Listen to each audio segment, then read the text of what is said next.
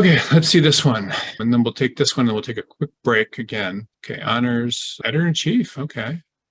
Okay, I don't know that you want to put just the volume. I would, if you can, just put the year editor-in-chief. And okay, science. Okay, this is good. Okay, everything's good here. And I don't know if that's an honor. I would just say editor-in-chief, whatever the year. If you could do the year, that would be better. Associate attorney. Okay, this is good. So landlords, multi-purpose properties, lost period of time. Okay. Make sure you use this in associations, residential commercial lease agreements for compliance with local, state, and federal laws and ordinances to mitigate costs. Okay, we're under contract. Okay, so this person is a real estate attorney, basically does real estate agreements and real estate litigation. So you have a couple of different ways to go with your resume. This, by the way, doesn't go at the top. It goes again at the bottom. We have more stuff here. These just keep going, don't they? Some of the stuff. Okay. I hope you guys find this helpful. This is just a lot of stuff here with each of these resumes. It's very interesting to me, though. It's what I do for a living. But okay, let's see here. Yeah, so you have education, Rutgers. Okay, and this, remember, you don't have to say professional. You can just say experience. Everything shorter is better. And then associate. You don't need to say yourself associate attorney. You just call yourself an associate. So just always think about the stuff and the ways you can short things and make things shorter. And you don't say deal with the owners. You just say government documents. It's not deal with, but anyway, that's fine. Okay, so you have a couple different things here. So one is that you're doing leasing and you're doing community management, like board association management, and then you're settling people leaving, and then you're doing contracts. So you need to figure out, there's a bunch of different ways this could go. Honestly, what you're doing is more general. You're doing general real estate, transactional, and multifamily property, representing landlords of multifamily properties and so forth. So that's really what you're doing, which is actually a good job because you have the ability to go work in-house for those types of landlords. You have the ability to work in other firms that do that. So you need to figure out who is a client that you're representing and who is paying your bills. And then once you figure that out, you can make your resume much more focused towards that. And because this is what you're doing, there's not a lot of people that do.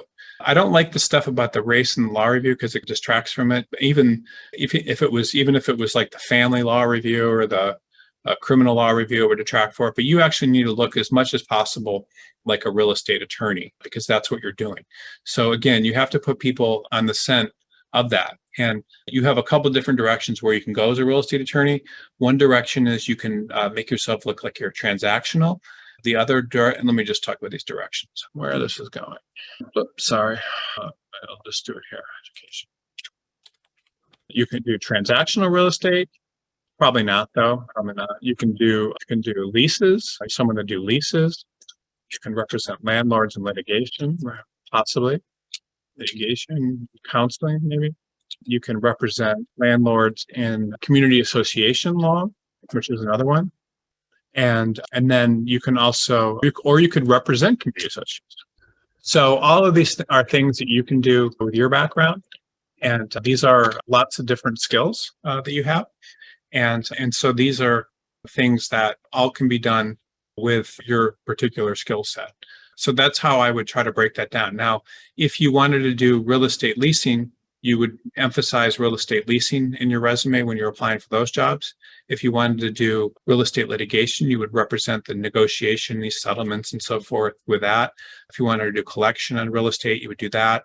If you wanted to do general representation of community associations, you would represent your interaction with community associations. And then if you wanted to represent developers that were interested in going after real estate or that needed representation with real estate associations, you would do that. So that's how you can format that, or you can have it the way it is and do all three. But if it was me, I think you have a very good chance of getting a job if you emphasize that. Now, all this other stuff here, I just don't, I think it's not, you don't want to get into a lot of detail here. You don't want to get into a lot of detail here. This is they were saying matters related to real estate and other practice areas. Other practice areas. And then, yeah, just not at all. Most of this stuff, 2017, graduated. Yeah, most of this other stuff really isn't that relevant. So I would try to take that out. I just don't like it. And I don't even know what this entrepreneur, I would just get it out of there. And then January, a judicial intern.